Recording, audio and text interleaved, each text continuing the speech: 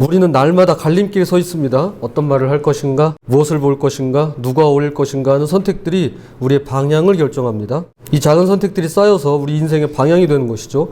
지나온 길을 돌아보면 인생은 한 번의 큰 결단보다 매일의 작은 선택들로 이루어짐을 알 수 있는데요. 이 시간 우리가 걸어야 할 지혜의 길이 무엇인지, 그리고 그 길을 어떻게 걸어야 하는지 두 가지로 함께 살펴보도록 하겠습니다. 첫째로, 지혜의 길은 점점 밝아지는 길입니다. 잠언 4장 10절에서 13절입니다. 내 아들아 들으라, 내 말을 받으라. 그리하면 내 생명의 해가 길리라. 내가 지혜로운 길을 내게 가르쳤으며 정직한 길로 너를 인도하였은즉 다닐 때 내 걸음이 곤고하지 아니하겠고 달려갈 때 실족하지 아니하리라. 훈계를 굳게 잡아 놓치지 말고 지키라. 이것이 내 생명이니라.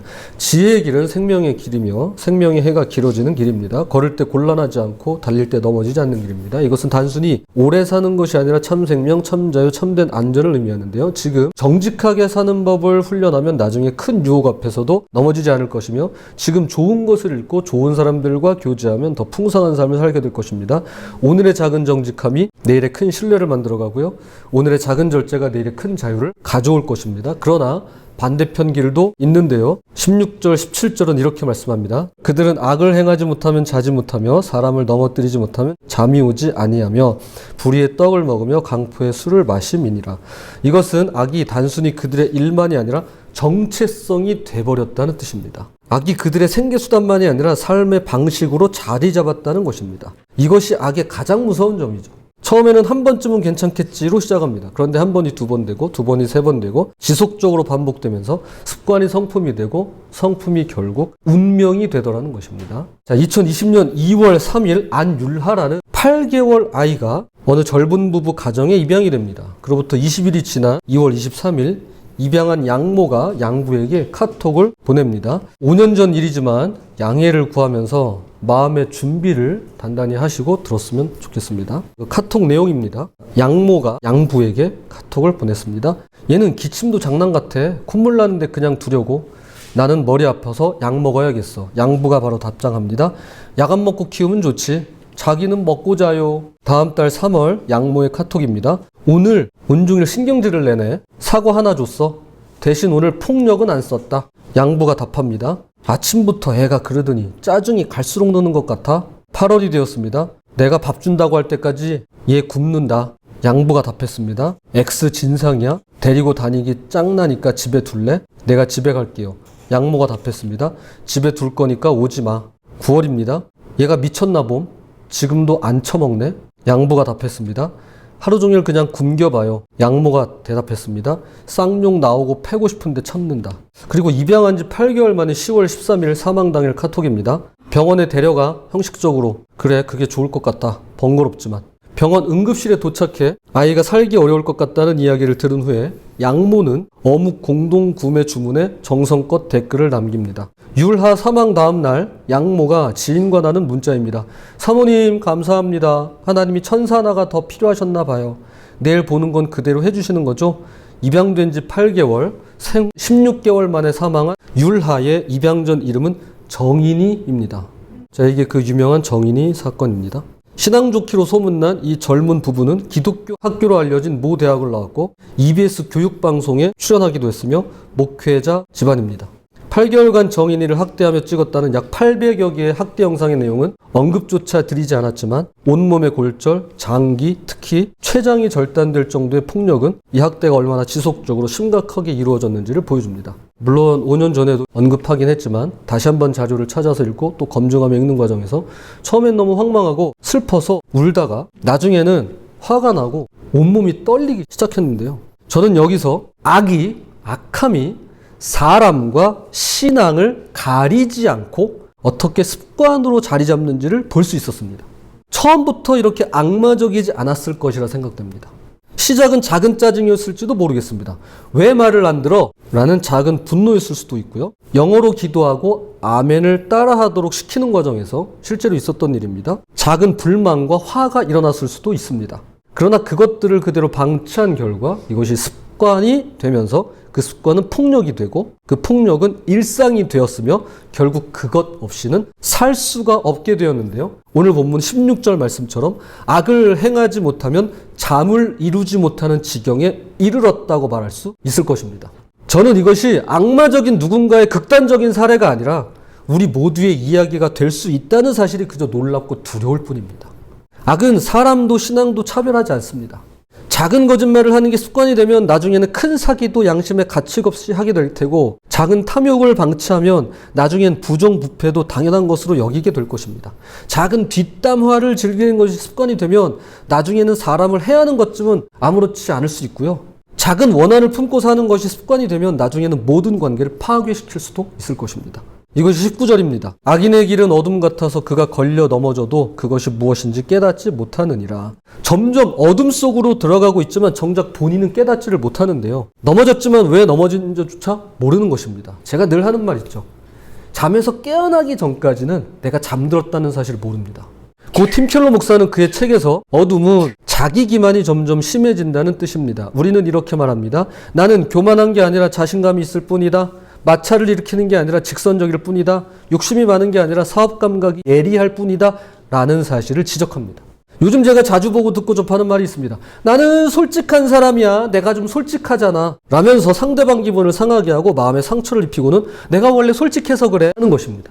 심지어 내가 솔직하게 말해줬는데 넌 왜 기분 나빠해? 라며 반문을 하기도 하는데요. 실은 자기 기만이죠. 이건 솔직함이 아니라 솔직함이라는 이름으로 포장된 무례함입니다. 그런데 공교롭게도 바로 어제 설교 내용을 전혀 모르고 있는 제 아내가 최근에 있었던 일을 두고 저에게 그러는 거예요. 그건 자기 기만도 아니라면서 저더러 무례하다고 하더라고요. 그건 솔직함 아니고 자기 기만도 아니야. 그건 무례함이야 라는 얘기를 저에게 해주더라고요. 예, 저야말로 그러고 있었던 것입니다. 제가 나 솔직한 사람이야. 내가 원래 솔직하잖아 라고 말하고 다니진 않지만 제가 그랬다는 거예요. 저도 그렇다는 거예요. 그럼 진짜 솔직함과 가짜 솔직함은 어떻게 구분할 수 있을까요? 세 가지를 생각해 볼 수 있을 것 같습니다. 첫째는 때입니다. 타이밍. 진정한 솔직함은 때를 봅니다. 잠언 15장 23절입니다. 사람은 그 입에 대답으로 말미암아 기쁨을 얻나니 때에 맞는 말이 얼마나 아름다운고. 상대방이 힘들어할 때 진실을 들이미는 것은 솔직함이 아니라 잔인함이 될 수 있는데요. 상대가 들을 준비가 되었을 때 받아들일 수 있을 때를 기다려야 되는 것입니다. 둘째는 방식입니다. 잠언 15장 1절입니다. 유순한 대답은 분노를 쉬게 하여도 과격한 말은 노를 격동하느니라. 같은 내용이라도 어떻게 말하느냐에 따라 결과가 완전히 달라지는 것입니다. 끝으로 목적입니다. 진정한 솔직함은 상대를 세우기 위함인데요. 에베소서 4장 29절입니다. 무릇 더러운 말은 너 입 밖에도 내지 말고 오직 덕을 세우는 데 소용되는 대로 선한 말을 하여 듣는 자들에게 은혜를 끼치게 하라. 상대를 무너뜨리기 위한 솔직함은 단지 공격에 지나지 않으며 우리에게 필요한 것은 덕을 세우는 것입니다. 나는 원래 솔직한 성격이라서 할 말은 다 해야 돼 라는 아집의 문제는 그 지나간 자리에 들 상처받는 사람들을 남긴다는 것입니다. 이것이 어둠 속으로 들어가는데 정작 자신은 깨닫지 못하는 것이죠.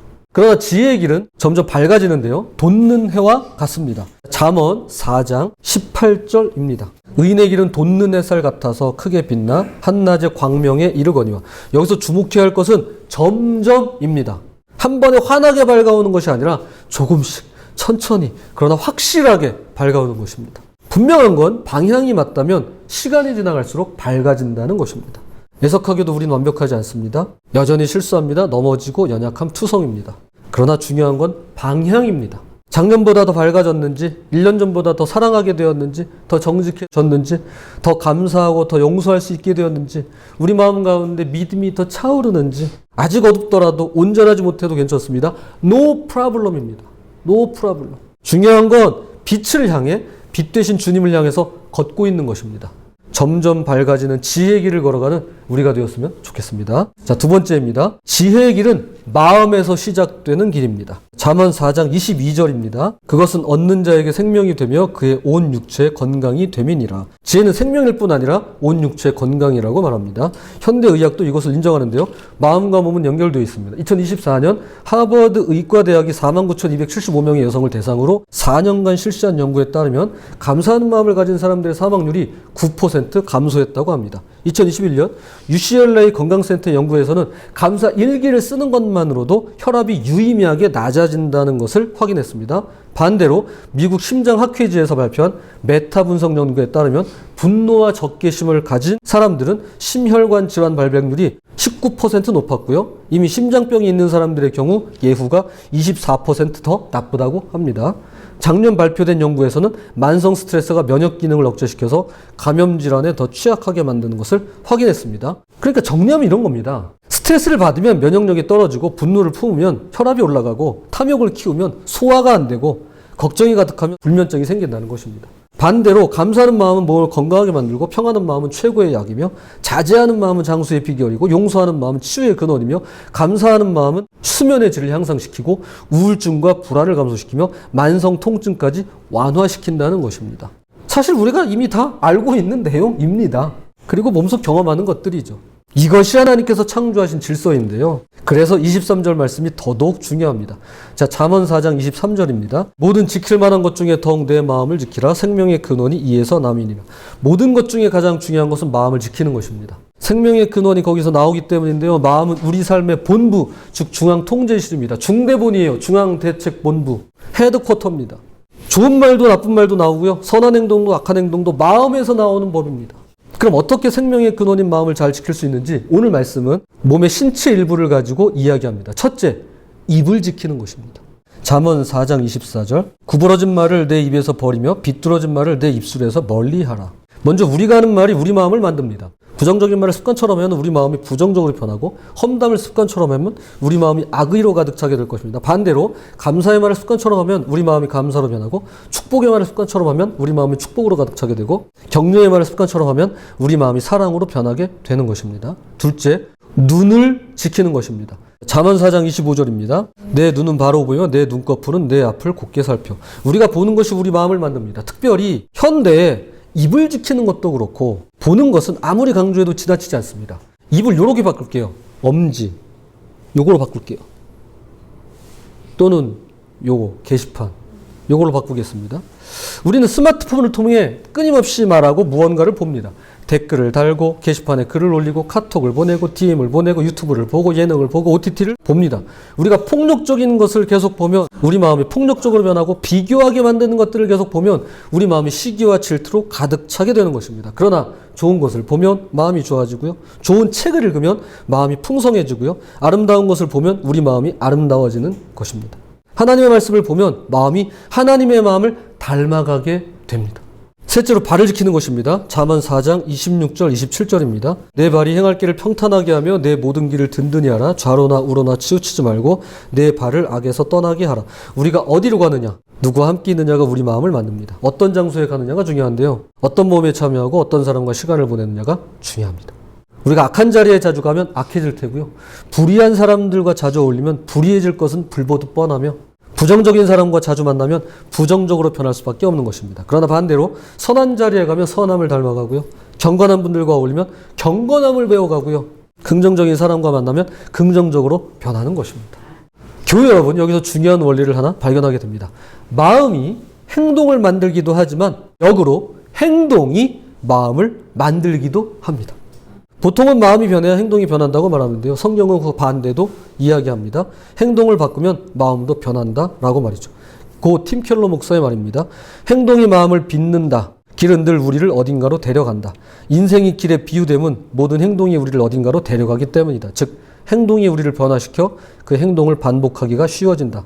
결국은 잔인하고 이기적인 행동도 아주 자연스러워져 그렇게 행하지 않고는 잠들지 못하게 되는 것이다. 악한 행동을 반복하면 악한 사람이 됩니다.